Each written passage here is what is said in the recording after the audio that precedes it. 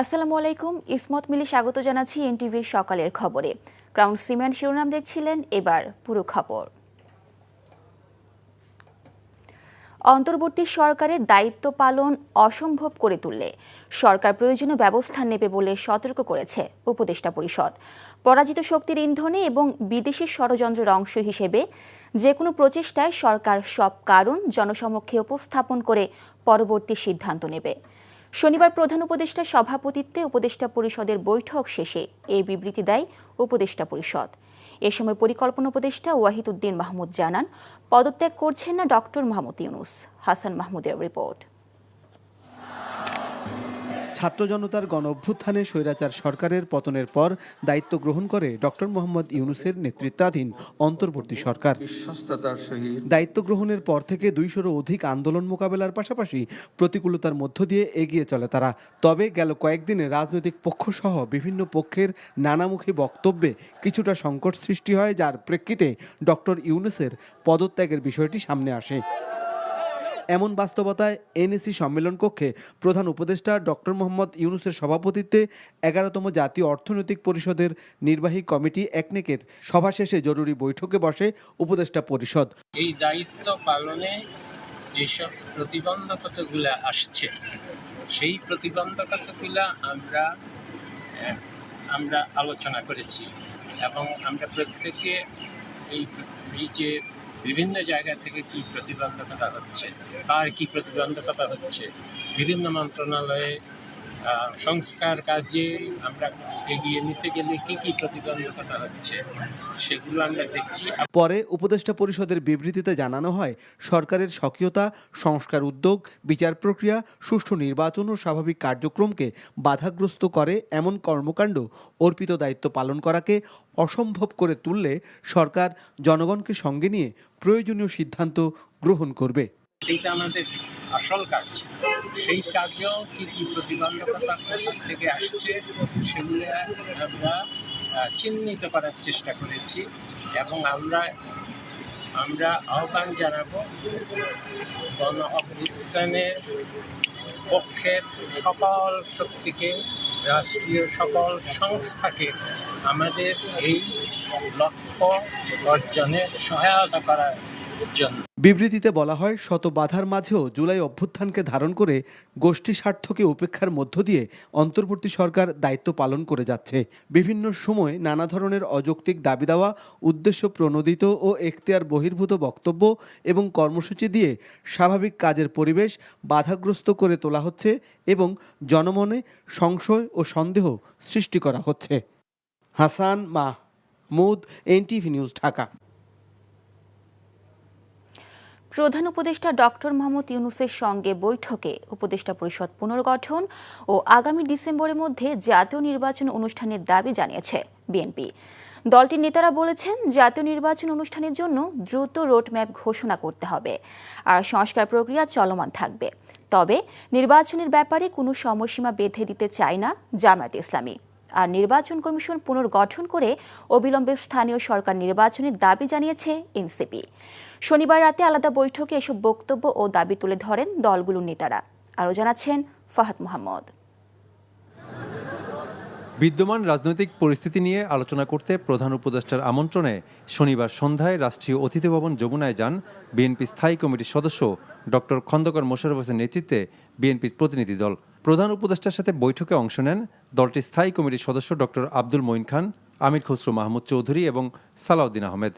ঘণ্টাখানেক বৈঠক শেষে ডক্টর খন্দকার মোশাররফ হোসেন সাংবাদিকদের জানান, ডিসেম্বরের মধ্যে জাতীয় সংসদ নির্বাচন আয়োজনের রোডম্যাপ চেয়েছে বিএনপি। পাশাপাশি একটি সুষ্ঠু ও নিরপেক্ষ নির্বাচনের পরিবেশ বজায় রাখার স্বার্থে উপদেষ্টা পরিষদ থেকে বিতর্কিত সদস্যদের বাদ দিয়ে উপদেষ্টা পরিষদ পুনর্গঠনের দাবি জানানো হয়। সুষ্ঠু, নিরপেক্ষ ও অবাধ নির্বাচন অনুষ্ঠানের উদ্দেশ্যে সরকারের নিরপেক্ষতা বজায় রাখার স্বার্থে বিতর্কিত উপদেষ্টাদের বাদ দিয়ে উপদেষ্টা পরিষদ পুনর্গঠনের জন্য আমরা দাবি জানিয়েছি। নির্বাচন সংশ্লিষ্ট সংস্কার কার্যক্রম অবিলম্বে সম্পন্ন করে ডিসেম্বরের মধ্যে জাতীয় সংসদ নির্বাচন অনুষ্ঠানের জন্য দ্রুত প্রদানের দাবি আমরা জানিয়েছি। বিএনপির পর প্রধান উপদেষ্টার সাথে বৈঠক করতে যমুনায় প্রবেশ করেন জামায়াতের আমির ডাক্তার শফিকুর রহমানের নেতৃত্বে দলটির নায়েবে আমির সৈয়দ আবদুল্লাহ মোহাম্মদ তাহের। প্রায় আধা ঘন্টা বৈঠক শেষে জামায়াতের আমির সাংবাদিকদের জানান, নির্বাচনে কোনো সময়সীমা বেঁধে দেয়নি জামাত। সংস্কার শেষ হলে ফেব্রুয়ারি বা আরও সময় প্রয়োজন হলে রোজার পরে নির্বাচন আয়োজন করা যেতে পারে। আমরা কোনো সময় বেঁধে দেইনি, আমরা কমফোর্টেবল দুইটা টাইম আপনাদের মাধ্যমে এই জাতিকে জানিয়েছি। যদি সংস্কার শেষ হয়ে যায় তাহলে ফেব্রুয়ারির মধ্যভাগে এটা হতে পারে, আর যদি সংস্কারের ভিতরে শেষ না হয় আর একটু সময় লাগে, এরপরেই যেহেতু রোজা শুরু হয়ে যাবে, রোজার পর হতে হবে, তারপরে এটাকে টেনে লম্বা করলে কোনো সুষ্ঠু নির্বাচন করা সম্ভব হবে না। আমাদের দেশের আবহাওয়া এটা এলাও করবে না। তারা যারা পদত্যাগ চেয়েছেন এই ব্যাপারে তারাই ব্যাখ্যা ভালো দেবেন। আমরা কারোই কোনো পদত্যাগ চাইনি। জামায়াতে ইসলামের পর প্রধান উপদেষ্টার সাথে বৈঠকে বসেন জাতীয় নাগরিক পার্টি এনসিপি। নির্বাচন কমিশন পুনর্গঠন করে দ্রুত স্থানীয় নির্বাচনের দাবি জানানো হয় এনসিপির পক্ষ থেকে। পাশাপাশি গণ অভ্যুত্থানের প্রতিনিধি হিসেবে যারা উপদেষ্টা হয়েছেন তাদের নিয়ে সমালোচনা এবং অপমানের নিন্দা জানায় এনসিপি। ইলেকশন কমিশনের উপর আস্থা রাখতে পারছি না রাজনৈতিক দল হিসেবে। সেই ইলেকশন কমিশন পুনর্গঠন করে যাতে স্থানীয় সরকার নির্বাচনের দ্রুত আয়োজন করা হয়, এর ফলে নাগরিক সেবা যেই দুর্ভোগটি হচ্ছে, নাগরিক সেবা পাচ্ছে না জনগণ, সেটি নিশ্চিত করা সম্ভব হবে। জুলাই মাসের মধ্যেই জুলাই সনদ আসবে এরকমটা আশ্বস্ত আমাদেরকে করা হয়েছে। আমরা বলেছি যে বিচারটাও কবে শেষ হবে, কোন প্রক্রিয়া আগাবে, এবং নির্বাচন যেটা জানুয়ারি থেকে ডিসেম্বর থেকে জুনের মধ্যে হওয়ার কথা, সেটারও একটা সুনির্দিষ্ট পরিকল্পনা যাতে সরকারের পক্ষ থেকে ঘোষণা করে। তিনটি রাজনৈতিক দলের সাথে বৈঠক শেষে প্রধান উপদেষ্টার প্রেস সচিব শফিকুল আলম সাংবাদিকদের জানান, বিচার প্রক্রিয়া এই মাসেই শুরু হবে বলে আশা করেন প্রধান উপদেষ্টা। প্রফেসর ইউনূস বিএনপির ওই মিটিংয়েই বলেছেন যে ইলেকশন উনি ডিসেম্বর থেকে জুনের মধ্যে করবেন। উনি বলেছেন যে উনি জুন 30 কাট অফ টাইম, এর ওই পারে যাবে না। Fahad Mohammad, NTV news, Dhaka. বিএনপির স্থায়ী কমিটির সদস্য নজরুল ইসলাম খান বলেছেন, কোনো দলকে সংগঠিত করা আর কোনো দলের ঐক্য তৈরি করার জন্য নির্বাচন পেছানোর সুযোগ নেই। নির্বাচন ডিসেম্বরের মধ্যেই দিতে হবে। শনিবার বিকেলে বগুড়ার কেন্দ্রীয় ঈদগাহ মাঠে ছাত্রদল, যুবদল ও স্বেচ্ছাসেবক দলের রাজশাহী ও রংপুর বিভাগের তারুণ্যের সমাবেশে এসব কথা বলেন তিনি। বগুড়ার আতিকুর রহমান সোহাগকে সাথে নিয়ে ইমরুল আহসানের রিপোর্ট। ক্যামেরায় ছিলেন আনোয়ার হোসেন মিলন ও ইমদাদুল হক। রাজনৈতিক নানা তর্ক বিতর্কের মধ্যেই দেশ জুড়ে মাঠের কর্মসূচি নিয়ে ব্যস্ত বিএনপির 3 তরুণ সংগঠন, যুবদল, ছাত্রদল ও স্বেচ্ছাসেবক দল। তারুণ্যের রাজনৈতিক অধিকার প্রতিষ্ঠায় রাজশাহী ও রংপুর বিভাগের এই সমাবেশে ঢল নামে নেতাকর্মী আর সমর্থকদের। যদিও থেমে থেমে দিনভরই বৃষ্টি ছিল বগুড়ায়, তবে বৈরী আবহাওয়া উপেক্ষা করেই কানায় কানায় পূর্ণ হয়ে যায় সেন্ট্রাল স্কুল মাঠ। ভূমিকা পালন করেছে। সমাবেশের শেষের দিকে শুরু হয় মুষলধারে বৃষ্টি। বৃষ্টিতে ভিজে বক্তব্য দেন কেন্দ্রীয় নেতারা। বক্তব্যে সবকিছু ছাপিয়ে উঠে আসে সংস্কার আর নির্বাচন প্রসঙ্গ। এ সময় আবারও ডিসেম্বরেই নির্বাচন আয়োজনের দাবি জানান বিএনপি নেতারা। আমরা অত্যন্ত গৌরবের সাথে বলতে পারি, যারা সংস্কারের কথা বলেন তারা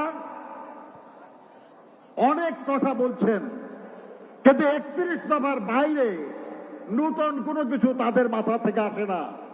একটা অবাধ, সুষ্ঠু, নিরপেক্ষ নির্বাচনের জন্য যেসব সংস্কার জরুরি, সেই সব সংস্কার আলোচনার মাধ্যমে সম্পন্ন করে যত দ্রুত সম্ভব জনগণের অধিকার জনগণকে ফিরিয়ে দিই। প্রধান উপদেষ্টাকে নিয়ে বিএনপির কোনো সমালোচনা না থাকলেও কোনো কোনো উপদেষ্টাকে নিয়ে প্রশ্ন তোলেন দলের নেতারা।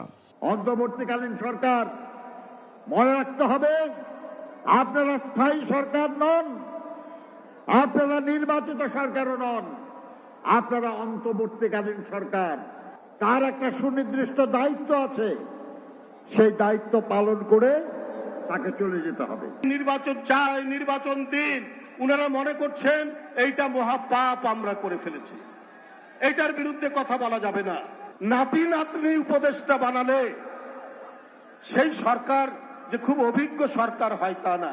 ডক্টর ইউনূস সাহেব অভিজ্ঞ মানুষ, আমরা তার বিরুদ্ধে সমালোচনা নেই, কিন্তু তাকে তো বুঝতে হবে আসিফের কথা শুনে দেশ চালালে সেই দেশ খুব ভালো মতো চলবে না। চট্টগ্রাম, খুলনা আর বগুড়ার পর আগামী 27 ও 28 মে রাজধানীতে হবে ঢাকা, সিলেট, ময়মনসিংহ ও ফরিদপুর বিভাগের তারুণ্যের কর্মসূচি। জাতীয় নির্বাচনের রোডম্যাপ ঘোষণা করতে অন্তর্বর্তী সরকারকে চাপে রাখতে চায় বিএনপি। এছাড়া প্রায় 4 কোটি নতুন ভোটার যারা বিগত 15 বছরের ভোটাধিকার থেকে বঞ্চিত ছিল তাদেরও কাছে টানতে চায় তারা। মূলত এই উদ্দেশ্যকে সামনে রেখে দলটির 3 সহযোগী সংগঠনের ধারাবাহিক এই সমাবেশের কর্মসূচি।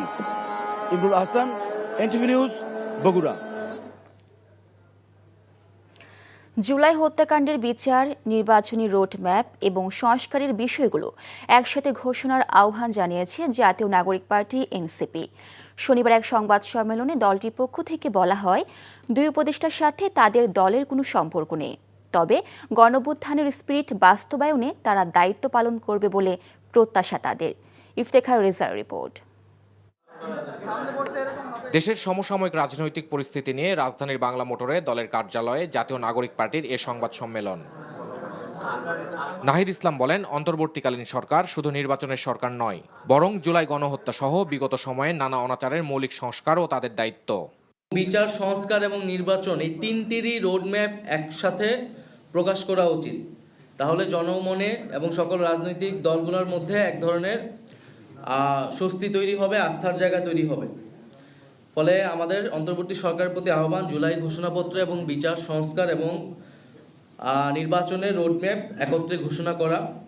5 আগস্টের পর সেনানিবাসে আশ্রয় নেওয়াদের তালিকা আরও আগে প্রকাশ করা উচিত ছিল মন্তব্য করে নাহিদ ইসলাম বলেন, অতীতে 111 ভালো ফলাফল বয়ে আনেনি। সেনাবাহিনীর পক্ষ থেকে 626 জনের একটা তালিকা, যেটা আমরা দীর্ঘদিন ধরে শুনে আসছিলাম, সেই তালিকা প্রকাশ করা হয়েছে। তো এই তালিকাটা যদি আরও আগে প্রকাশ করা হইতো, এটা তো আসলে 18ই আগস্ট বা আগস্ট মাসেরই ঘটনা, তাহলে আসলে জনমনে কিন্তু কোনো ধরনের সন্দেহ এবং শঙ্কা তৈরি হতো না এবং এক প্রতিষ্ঠানের বিরুদ্ধে কেউ কথা বলার সুযোগ পেত না। 111-এর ঘটনা জানি, এই সকল ঘটনা কিন্তু আমাদের গণতন্ত্রের জন্য, আমাদের রাষ্ট্রের জন্য এবং আমাদের সেনাবাহিনী প্রতিষ্ঠান হিসেবে কারোর জন্য কিন্তু কখনোই ভালো ফলাফল নিয়ে আসেনি। ফলে সেই বিষয়টা যাতে আমরা সকলেই বিবেচনা করি, যার যেটা কাজ, যার যেটা দায়িত্ব, সেটাই যাতে সে পালন করে। এক প্রশ্নের উত্তরে এনসিপির সদস্য সচিব আখতার হোসেন করিডোর ও বাংলাদেশের নিরাপত্তার সাথে সংশ্লিষ্ট বিষয়ে সরকারকে রাজনৈতিক দলগুলোর সাথে আলোচনার দাবি জানান। রিলিফ করিডোর হোক আর হিউম্যানিটেরিয়ান করিডোর হোক, যে সিদ্ধান্তের দিকেই সরকার অগ্রসর হতে চাক না কেন, সে ব্যাপারে যেন জনগণের মধ্যে এবং রাজনৈতিক দলগুলোর সাথে কোনো ধরনের ধোঁয়াশা না থাকে। অন্তর্বর্তী সরকারের সদিচ্ছা ও রাজনৈতিক দলগুলোর সহযোগিতায় দেশকে এগিয়ে নিয়ে যেতে হবে বলেও মন্তব্য করেন এনসিপির এই নেতা। Iftekhar Reza, NTV news, Dhaka. নির্বাচনের জন্য সরকারকে বাধ্য করতে চায় না জামায়াতে ইসলামী, বরং সহায়তা করতে চায় বলে মন্তব্য করেছেন দলটির আমির ডাক্তার শফিকুর রহমান। গত 9 মাসেও সংস্কার এবং গুম খুনের বিচার প্রক্রিয়া দৃশ্যমান না হওয়ায় কিছুটা হতাশা প্রকাশ করেন তিনি। প্রত্যাশা করেন রাজনৈতিক দল ও অংশীজনের মধ্যে অর্থবহ সংলাপে চলমান সংকট কেটে যাবে। আবির আহমেদের রিপোর্ট। রাজধানীর মগবাজারে জামাতে ইসলামীর কেন্দ্রীয় মজলিসে শুরার অধিবেশন, যেখানে বর্তমান পরিস্থিতিতে সৃষ্ট বেশ কিছু সংকট নিয়ে কথা বলেন দলটির আমির। সংঘাত এবং কাদা চোরাচুরির মধ্য দিয়ে জাতিকে আর অনিশ্চয়তার দিকে ঠেলে দেওয়া কোনো অবস্থায় সমীচীন হবে না। নির্বাচন ইস্যুতে কিছু রাজনৈতিক দলের সাথে সরকারের বোঝাপড়ার ঘাটতি এবং তাতে জামায়াতের অবস্থান তুলে ধরেন আমির। কথা বলেন সংস্কার ও গুম খুনের বিচার প্রক্রিয়া নিয়ে। জাতীয় নির্বাচন এই বছরের ডিসেম্বর থেকে আগামী বছরের জুনের মধ্যে সম্পন্ন করতে চান, তার এই কথার উপরে আমরা আস্থা রাখতে চাই। আমরা তাকেও বাধ্য করতে চাই না। যারা গত 15.5 বছর ধরে এই দেশে মানুষকে গুম করেছেন, তাদের বিচারের প্রক্রিয়াটা দৃশ্যমান হতে হবে। একটা অন্তর্বর্তীকালীন সরকারের সময়ে পুরা বিচার হয়ে যাবে এটা কেউ দাবি করে না, কিন্তু বিশ্বাসযোগ্য দৃশ্যমান কিছু কাজ তো সামনে আসতে হবে।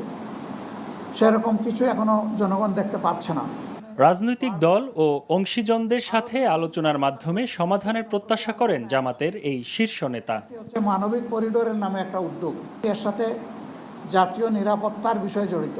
রাজনৈতিক দলসমূহের সাথে বসে, আরও যারা অংশীজন আছেন তাদের সাথে বসে, সকল পক্ষের সাথে না বসে এই ধরনের কোনো উদ্যোগ নেওয়া দেশের জন্য কল্যাণকর হবে না।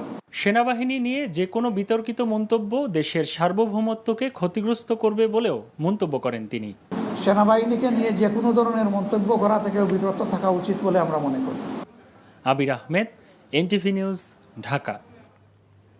সামাজিক নিরাপত্তা খাতের কর্মসূচিতে ভাতা ও উপকারভোগীর সংখ্যা বাড়লেও আগামী বাজেটে সার্বিকভাবে এ খাতে বরাদ্দ কমছে। অন্যদিকে বরাদ্দকৃত অর্থ বিলি বন্টনের অনিয়মে প্রকৃত অসহায়রা পাচ্ছেন কিনা সে নিয়েও রয়েছে প্রশ্ন। সামাজিক নিরাপত্তা খাত থেকে সঞ্চয়পত্রের সুদ, আশ্রয় প্রকল্প সহ বেশ কিছু কর্মসূচি বাদ দেওয়া হতে পারে এবার। বিশেষজ্ঞরা বলছেন, চড়া মূল্যস্ফীতির এ সময়ে দরিদ্র মানুষের খাদ্য নিরাপত্তা নিশ্চিত করাই বড় চ্যালেঞ্জ। হাসান মাহমুদের রিপোর্ট। বৃদ্ধ বয়সে জীবনের শেষ সময়গুলো আয়েসে কয়জন কাটাতে পারে, কয়জনই বা কাটিয়ে উঠতে পারে যে জীবন ডুবে থাকে অসচ্ছলতার ভারে। জীবন প্রদীপের সলতে যত নিভে আসে ততই যেন অন্যরা সরে যায় আশেপাশে। এই যেমন ৮০ বছর পেরিয়ে ঘুপচি গলির চোরাবালিতেই যেন ঠিকানা খুঁজছেন এই নারী। স্বামী হারিয়েছেন, থেকেও নেই সন্তানরা, জোটে না রাষ্ট্রীয় কোনো ভাতাও, তাই অসচ্ছলতায় ডুবে গেছে গন্তব্য। বয়স্ক ভাতা পাননি না, আজ ৫০ টাকা পাই নাইছে, লেখা লইয়া যায় আর দেয় না, দেয়নি, হারামও দেয় না, দেয় না আমারে। আমার দিয়া গেলে তোমার প্রাণ খুলা দোয়া করুম, প্রাণ খুলা দোয়া করুম। সমাজের পিছিয়ে পড়া এই মানুষগুলোর জীবনের গল্প ভিন্ন হলেও না পাওয়ার হিসেবটা অভিন্নই। দারিদ্র জনগোষ্ঠীর জীবনমান উন্নয়নে সামাজিক নিরাপত্তা খাতের চলমান ৮টি কর্মসূচিতে ভাতা ও উপকারভোগীর সংখ্যা বাড়লেও আসছে বাজেটে সার্বিকভাবে এ খাতে বরাদ্দ কমে ১,২৫,০০০ কোটি টাকা হতে পারে।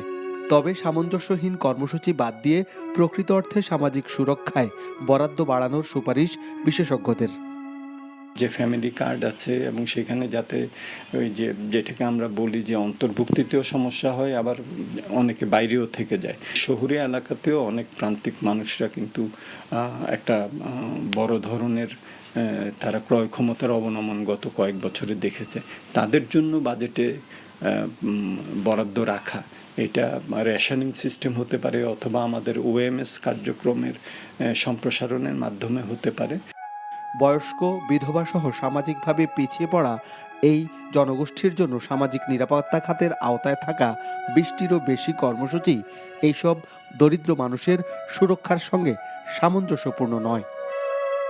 আগামী অর্থ বছরে সামাজিক নিরাপত্তা বেষ্টনের ভেতরে বাজেট বরাদ্দ বাড়িয়ে তাদের উন্নয়নে ভূমিকা রাখবে সরকার, এমনটাই প্রত্যাশা করে সব মহলের মানুষ। Hasan Mahmud, NTV news, Dhaka. রাতে কেন্দ্রীয় শহীদ মিনারে থাইল্যান্ডে চিকিৎসাধীন অবস্থায় মৃত্যুবরণ করা জুলাই আন্দোলনে আহত শহীদ হাসানের জানাজা অনুষ্ঠিত হয়েছে। এ সময় জুলাই গণহত্যায় বিচারের ব্যর্থতার দায় নিয়ে আইন বিষয়ক উপদেষ্টা আসিফ নজরুলের পদত্যাগের আহ্বান জানিয়েছেন জুলাই গণভ্যুত্থানের অন্যতম ইসলামী ছাত্র শিবিরের নেতা আবু সাদিক কায়েম। শহীদদের স্বপ্নের সোনার বাংলাদেশ প্রতিষ্ঠায় অন্তর্বর্তীকালীন সরকারকে কাজ করার আহ্বান জানান তিনি। অন্যান্যের মধ্যে জানাজায় অংশ নেন জাতীয় নাগরিক পার্টির সদস্য সচিব আক্তার হোসেন, ইসলামী আন্দোলনের কেন্দ্রীয় নায়েবে আমির মুসাদ্দেক বিল্লাহ আল মাদানী এবং ছাত্রদল ও ছাত্র শিবিরের কেন্দ্রীয় নেতারা। নোয়াখালীর সুবর্ণচরে শহীদ হাসানের গ্রামের বাড়িতে তার দাফন সম্পন্ন হবে। গত ৫ আগস্ট চট্টগ্রামে গুলিবিদ্ধ হন শহীদ হাসান।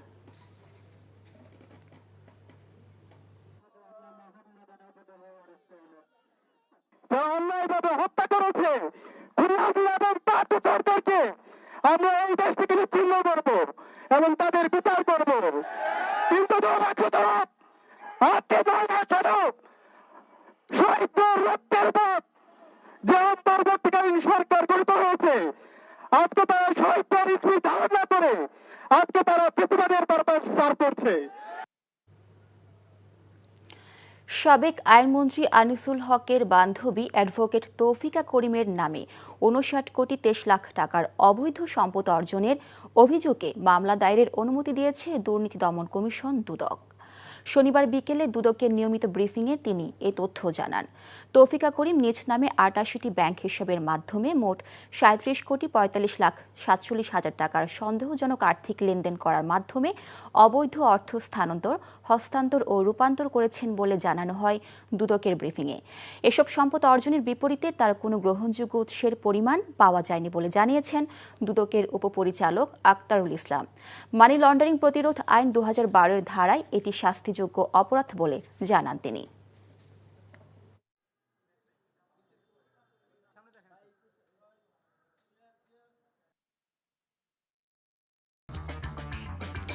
এ ছিল সকালের খবরে। এই খবরের ভিডিও সহ আপডেট জানতে ভিজিট করুন এনটিভি অনলাইন www.ntvbd.com। এছাড়াও এনটিভির জনপ্রিয় সব অনুষ্ঠান ও খবরের আপডেট জানতে ভিজিট করুন আমাদের ইউটিউব ও ভেরিফাইড ফেসবুক পেজে। ধন্যবাদ সবাইকে।